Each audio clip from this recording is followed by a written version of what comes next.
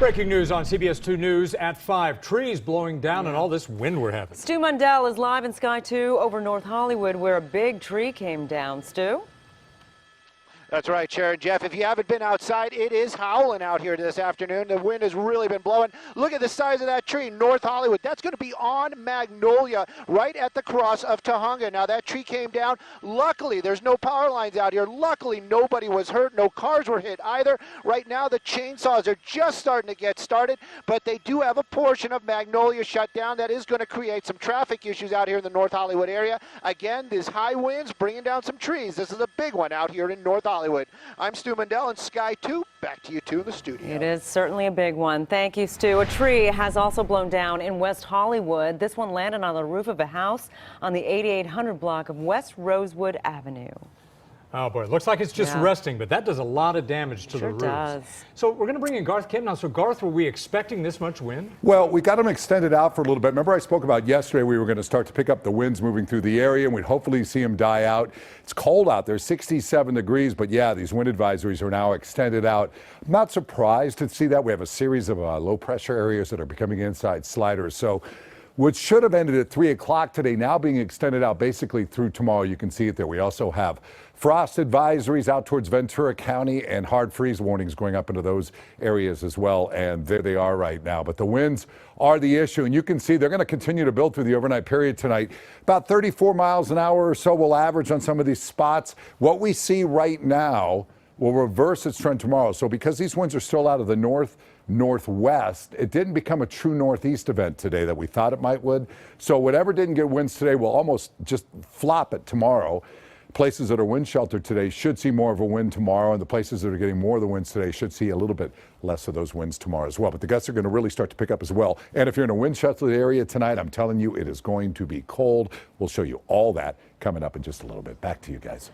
All right, thanks, Garth. Breaking news, the man accused of starting the Holy Fire has been ordered to stand trial. Forrest Gordon Clark is accused of arson and other crimes. The Holy Fire burned several homes and 23,000 acres in Orange and Riverside counties last August. A double murder mystery in Van Nuys after a mom and her teenage son were found dead. They were actually discovered inside a home on Oxnard Street. Yeah, detectives have been at the scene all day long, as has CBS 2's Randy Page. He joins us now live with the latest on that investigation. Randy?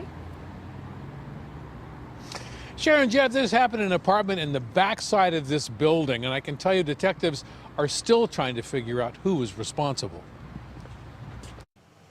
Police say they got the call around 11 last night.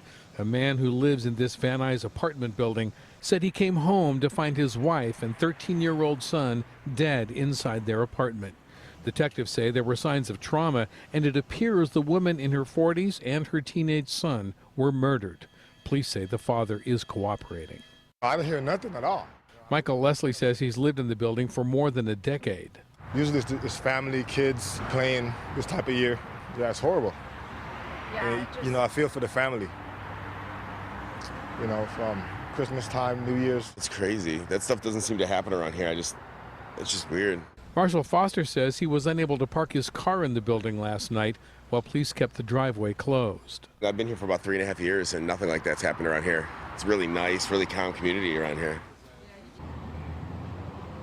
Since this happened at 11 last night, you would think we would have more answers, but I spoke to Captain William Hayes, who's actually in charge of the Elite Robbery Homicide Division. He's here helping out on this investigation, and he told us earlier that they were unable to get a search warrant to really do an adequate search of the crime scene until late this morning. So it's really taking some time to develop this information, but he did tell us he hopes to have more information for us earlier this evening. Let's go back to you. All right, Randy, thank you. Breaking news, the woman shot in the face during a Christmas Day purse snatching in Inglewood has died. Police are still looking for the shooter. They say she jumped out of this black car, stole the victim's purse, struggled with her, and then shot her, and then sped away. The victim, Lourdes Padilla, was in her 70s.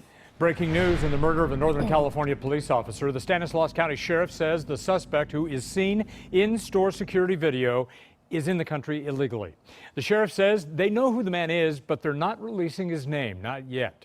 Officer Ronald Singh was shot to death yesterday morning during a DUI traffic stop. Singh worked for the 12-man Newman Police Department. You have to understand this was not supposed to happen here. I've been to too many of these funerals, and I never thought ever that I would have to be doing this. If you didn't catch that, 12 men on that force. Officer Singh was 33 years old. He leaves behind a wife and a baby boy. Developing news, an inmate has escaped from a San Quentin work crew. Police think 21-year-old Shalom Mendoza carjacked somebody outside a Home Depot after making his escape. Mendoza was transferred from LA County to San Quentin last April. He was serving 5 years for armed carjacking and evading officers. We have new details tonight on the tragic end to the search for a missing Alzheimer's patient. Nancy Polakis wandered away from her husband while at the LA County Museum of Art. That was 2 years ago. Now her remains have been found miles away in Sherman Oaks. CBS 2's Joy Benedict is live for us, though, in Manhattan Beach to give us the latest on the case. Joy. Yeah, Jeff, folks in this community have been waiting for years for Nancy Polakis to come home. The community and her family have searched the streets, the homeless shelters, the hospitals, and have come up with nothing. And unfortunately, word tonight that she will not be coming home. I need to find her and make sure I can take care of her. It has been a desperate search for more than 2 years, as Kirk Moody spoke out time and time again, hoping someone had seen his wife. I mean, she's the love of my life, and so far I've let her down. But even after the reward was raised and the months went on, there was no sign of Nancy Polakis. The retired computer engineer was seen on security video in October of 2016 walking away from LACMA, the Los Angeles County Museum of Art, then walking down the street. Polakis was diagnosed with early onset Alzheimer's the year before and was unable to speak, and she seemed to just vanish. But the coroner's office released the worst news possible for this family, that she had died. Remains were first found by firefighters at this park in Sherman Oaks, 7 miles from where she went missing in March of 2017 after a small brush fire. Then more remains were found just a few months ago, and both samples sent to a lab at the California Department of Justice. That lab just confirmed the bones belonged to Polakis, a sad realization for her neighbors. All the time we were wondering if they were going to find her, so we can give her a hug or something, make her feel better, but it never happened. In addition to searching for his wife, Moody helped form LA Found, a county resource for loved ones with cognitive impairments. County Supervisor Janice Hahn worked on the project and expressed her condolences on social media. "I am heartbroken. For 2 years, we have kept hope alive that she would be found safe.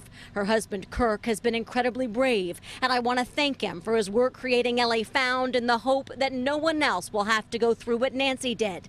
May she rest in peace." And although the coroner has confirmed that Polakis has died, they don't know exactly how she died. The cause of her death is still under investigation by the Los Angeles County Coroner as well as the Los Angeles Police Department. Now, I did speak to her husband, Kirk Moody, this morning, who's been out of town. He says although this is not the ending of this story that he wanted, he is thankful that it is an ending. I'll send it back to you guys. Indeed. Joy, thank you. New tonight, Costa Mesa police say a man accused of sexually assaulting developmentally disabled women may have assaulted other women as well. 52-year-old Rusty Love of Huntington Beach is accused of attacking 3 women while working as an unlicensed masseuse. After his arrest, police learned Love was also working as a rideshare driver in Orange and San Diego counties. Detectives want to hear from any more potential victims out there. All right, and now we go to Washington, D.C. on this now day 6 of the partial government shutdown. And there are new signs this battle over funding for the president's border wall will not end anytime soon. Serene Branson is here with the latest. Hi, Serene. Hi, Sharon. Hi, Jeff. Since the shutdown began, 420,000 employees have been working without pay. And House Republicans today ended any hopes of a quick resolution when they announced no votes are expected for the rest of the week. No votes mean no end to the shutdown, and no end to the shutdown means another week without pay for many federal workers. The Senate is in session after its holiday recess, but most lawmakers haven't returned to Washington. President Donald Trump is back from his surprise visit to troops in Germany and Iraq, where he bashed Democrats over the partial government shutdown. When you say how long is it going to take, when are they going to say that we need border security? When are the Democrats going to say, don't forget, The Democrats all agreed that you need a wall until I wanted it. The president heaped more blame on Democrats today while politicizing the 800,000 federal workers impacted by the shutdown, tweeting, "Do the Dems realize that most of the people not getting paid are Democrats?" Southern California Congressman Ted Lieu tweeted back that the government employees are working without pay or not getting paid, not as Dems or Republicans, but as Americans. Before leaving for the holiday break, the Senate decided it would not vote on legislation until a deal could be reached to end the shutdown. The sticking point, the president's border wall. Mr. Trump wants more than $5 billion in funding. House and Senate Democrats don't want to give him that much. It's a stalemate that has the Senate, House, and even the White House all saying the shutdown could continue into 2019 when the new Congress takes over.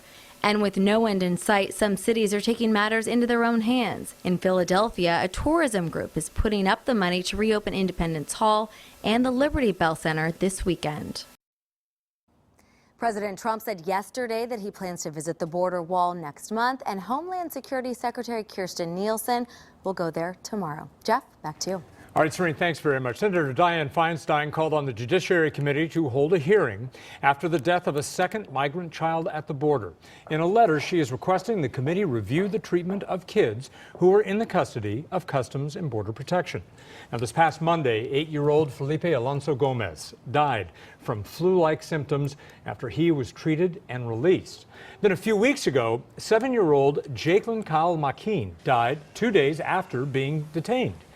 CBP says it is doing medical exams and on thousands of children in its custody, but it needs more money and more resources.